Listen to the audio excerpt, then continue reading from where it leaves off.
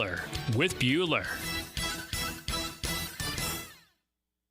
1010XL is presented by Farah and Farah, exclusive injury law firm of the Jacksonville Jaguars. Protecting you and your family. Call 396-5555. Jacksonville. Now, get ready to spend the next 2 hours with our three sports-loving ladies. Mia O'Brien, Lauren Brooks, and Taylor Dahl. Hey, hey. This is Helmets and Heels On 1010XL, switched on by First Coast Lighting and Fans. Upscale lighting, fans, and home decor. Show me what you got, pretty lady. So we have football tomorrow night, NFL football tomorrow night. Today's 9:04 day, and the Jaguars play on Sunday. Is all of that accurate? It is, and I'm pumped. I mean, it feels like because of Monday off with Labor Day, it feels like this Sunday is arriving right faster, away. than ever before, which I love. Well, and also I think we get Thursday, Friday, Saturday, Sunday, Monday football. I will say, 5 days I have straight. a bone to pick with the NFL when it comes to that. I don't like that they're competing with high school football on Friday night. I don't think that's the right thing for The Big Ten's the been NFL doing to it do. for about 6 years now, Lauren. Yeah, so, I don't think they should do that either. If you want to play on Tuesday night or Wednesday night, by all means, have at it, like the MAC does. But the NFL should allow Friday nights to be high school football only, and college football should as well. Yeah, I think that also a lot of people are complaining they don't want it to be in Brazil either. So there's a lot of things the NFL does that we don't all fully agree on or fully like. But I think the majority of people are loving that there's 5 days straight of football that we love. I also am curious, and I would have to go back and look, but I know most schools above the Mason-Dixon line started school either last Thursday or this past Tuesday. And so if 50% of the country, maybe high school football doesn't start till next week, I think most games would start this Friday, and that's where it's definitely a conflict because now we're not just talking the third or fourth game of the You're season. talking about week one. Week one. But I don't want to speak out of turn on that. And so, well, yes, for us here, we've been in the throes of high school football. College football well underway. The Noles have played 2 games. Well, maybe they haven't played 2 games, depending on who you're asking. But therefore, I think that is perhaps where this comes into play. But also at the end of the day, the NFL is king. Mm-hmm. They can do whatever they want. And so if they want 5 days of football, they will say we are having 5, or in this case, 4 out of the 5 consecutive days of football. Yeah, because the NFL obviously isn't playing on Saturday. That is reserved for college football. And I will say this Saturday of college football, we've got some marquee games, but overall it's not as exciting as last week was. But either way, it means that we get to see Texas, Michigan, and that part is exciting. All right, let's get it to the Jacksonville Jaguars. They do take on the Dolphins on Sunday. We talked yesterday about what the Jaguars defense needs to do to win the game in Miami. Mia, I'll start with you. What does the Jaguars offense need to do? How do they attack the Dolphins defense? Yeah, for me, it all starts, needless to say, up front, but specifically the interior, which I know for so many of you out there in Halligan Nation and, of course, Duval, that has been the question mark of this Jaguars offensive line and of the Jaguars offense as a whole. How good is that front three? Well, I don't even think they have to be the trio of Creed Humphrey, Joe Thuney, Trey Smith of the Kansas City Chiefs this weekend. Because, well, certainly Calais Campbell rotating inside on certain downs presents a challenge, even as he enters his year 36 season. I believe he's 36, 35. Don't quote me on that. But obviously the twilight of his career, there's not a whole heck of a lot in the interior of that defensive front for Miami. Now, with that said, do I anticipate that staff, especially with the Baltimore Ravens lineage, coming up with ways to cover up perhaps that shortcoming? I do. I do expect that. But that's an area of the defense for Miami that you can say that is where we are going to attack. We saw Tank Bigsby run in between the tackles very well. I know it's the preseason. I know you call him training camp Tank out there. But I can't help but feel like if what we saw during those 3 preseason games is believed to be fact, then why wouldn't you lean into that, even if that means, hey, you know what? We're a pass-first offense, but today we recognize that weakness. It's a league of matchups. That is the matchup we know we can win. Yeah, and I think it does. It's going to start with the offensive line and the run game being able to do something because we've talked about how much that hindered a lot of things last year. But I also do think it's going to be a lot about balance in general. And you have so many weapons on this team now when it comes to what we've seen from Tank in the preseason that we're hoping carries over. You know what Travis Etienne can do. And then when you look at now the addition with Brian Thomas Jr. and Gabe Davis, we talked about their red zone ability and their deep threat ability and their blocking ability. And that's in addition to Christian Kirk. and a healthy Christian Kirk and Evan Ingram being back and being talked as one of the better tight ends in the league right now and more efficient tight ends in the league.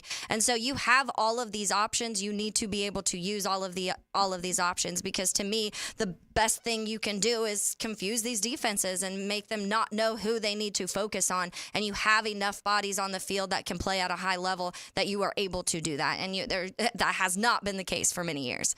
I think most people, when they think about the Dolphins, they think about what Doug Peterson said this morning, the offense and how fast it is. But people don't realize that the Dolphins defense really wasn't that good last season. They allowed 48 touchdowns from the opponents. 48. That's only behind teams like the Commanders and the Panthers. Those were teams that were equally bad. So I think the Jaguars, obviously need to improve in the red zone. Everyone knows that last year that was a struggle. It was a struggle starting with training camp and throughout the regular season.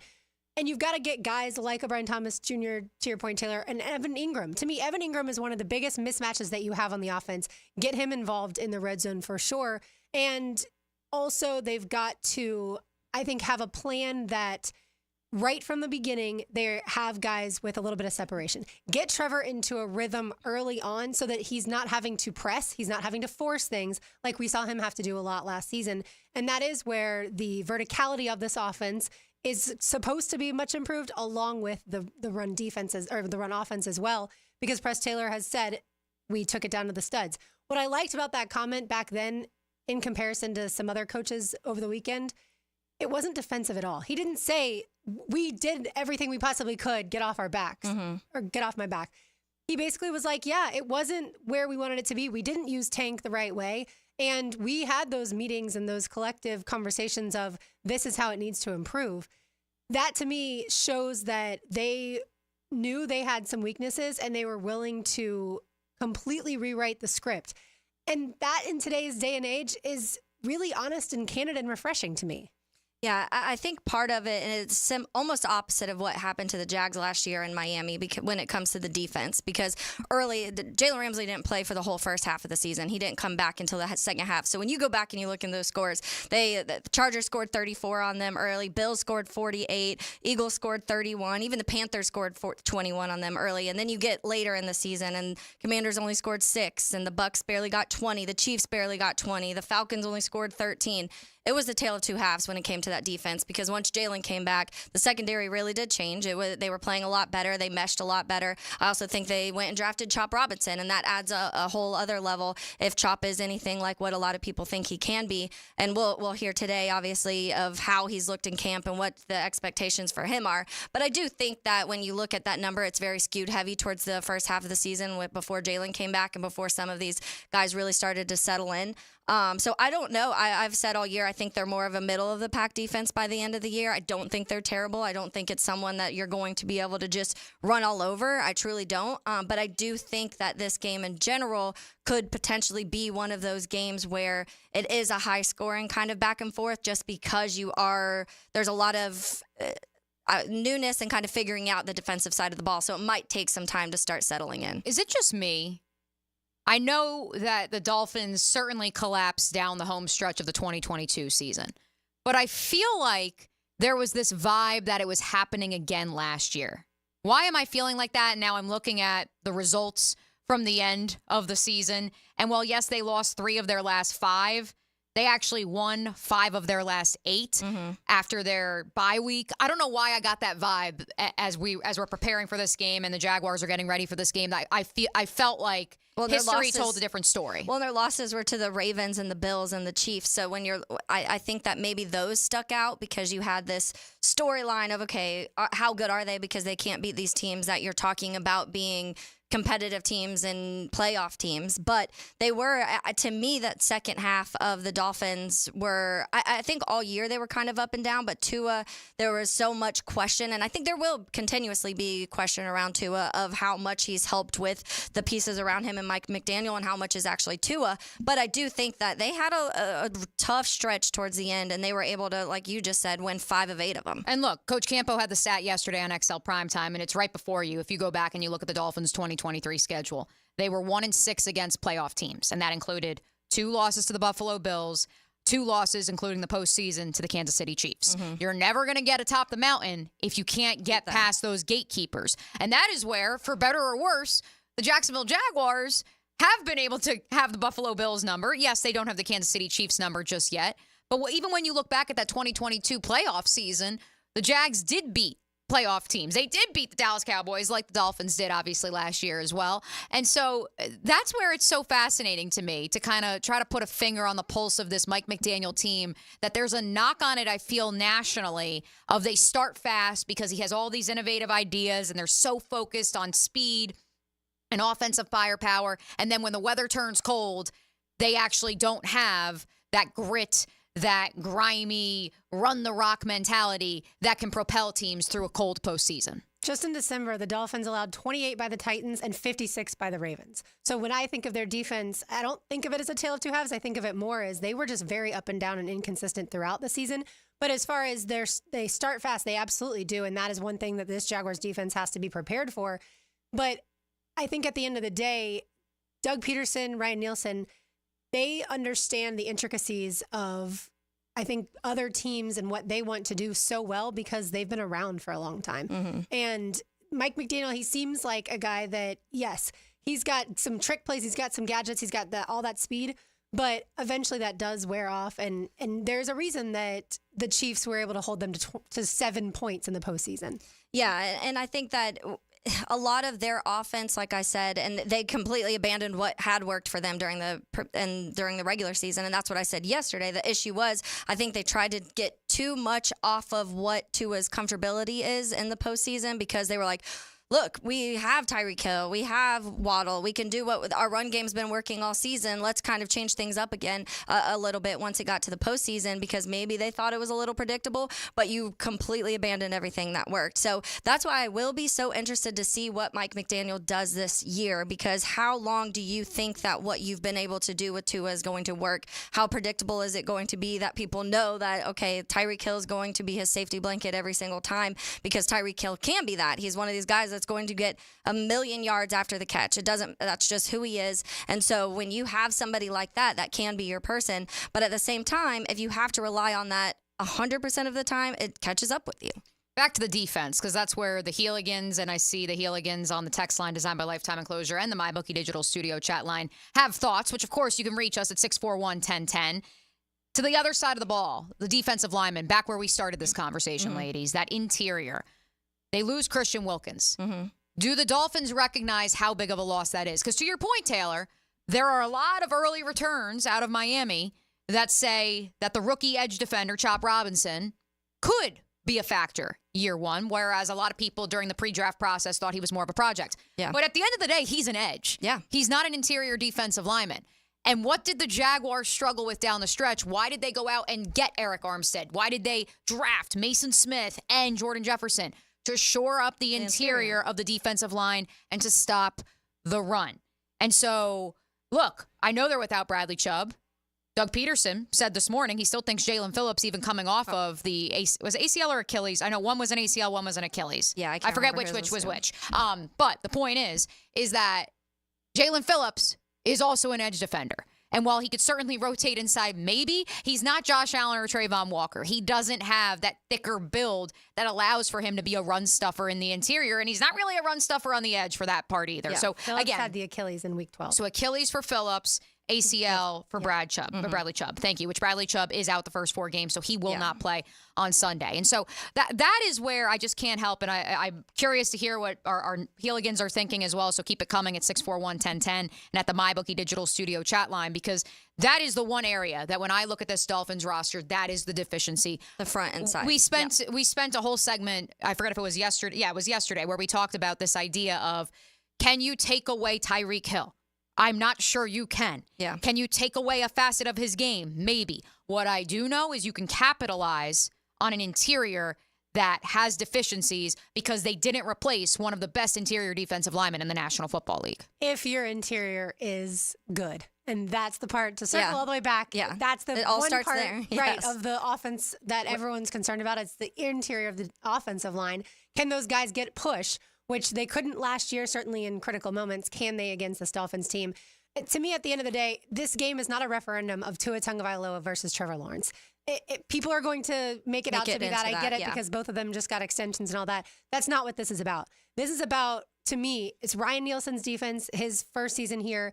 Can they deploy a defense that is able to at least keep the Dolphins scoring under 21? Mm-hmm. And is the Jaguars offense able to, right off the rip, look like it has rhythm? Because it didn't last year to begin the season. And even though the Jags played fairly well against the Colts in week 1, it came crashing down against the Texans and the Chiefs, and the offense looked just like sputtering. Yeah. It was sputtering. And so those to me are the biggest questions going into Sunday. Yeah, and I think that's exactly what most of the offseason talk has been about, is that offensive line, and did they do enough? Is Mitch Morse enough to make this offensive line? Because if you aren't, to your point, Mia, if this interior offensive line isn't winning against this interior defensive line, then you have some massive problems moving ahead. Yeah, good luck for the rest of the NFL season. All right, when we return, Mia's got her My Bookies picks. We'll also let you hear from Doug Peterson as he met with media this morning. You are listening to Helmets and Heels on 1010XL 92.5 FM. Step into another football weekend with Pregame Friday. You got to go up-tempo with urgency. Absolutely. Get the news, notes, and inside stuff you need to get ready for game day. Brought to you by MyBookie and Dream Finders Homes on 1010XL. September is Prostate Cancer Awareness Month, so here's a reminder to get screened. Ackerman Urology has 4 convenient locations to help you put your prostate health first. Guys, don't put this one off. Visit AckermanUrology.com. This right here is as good as it gets. This is life getting lived without obligations or complications.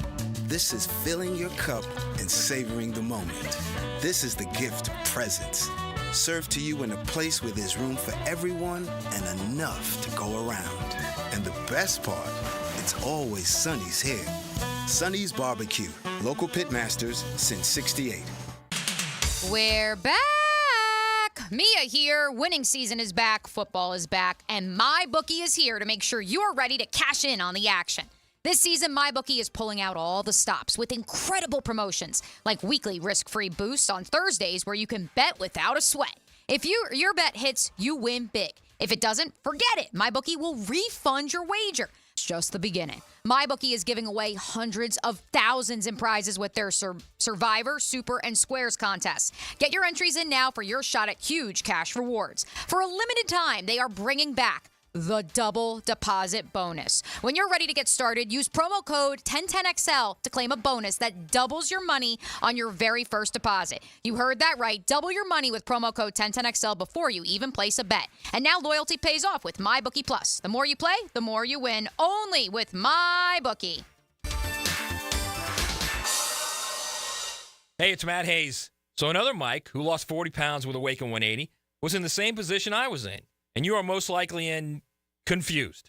I spent so much money on personal trainers in the last 10 years. Didn't have a lot of discretionary income left. So I tried to listen to everybody else. What do you eat? You know, everyone said, eat healthy. Define eating healthy. Cut out sugar. Tell me what foods don't have sugar. So their process to me was an education. That was really the eye-opening thing to me is I had 10 choices of food in front of me every day. You know, when I was on the run in sales, I was making 8 bad choices. I wasn't eating the 2 good ones. And I loved the 2 good ones. I just didn't know they were good. So I made bad choices every single day.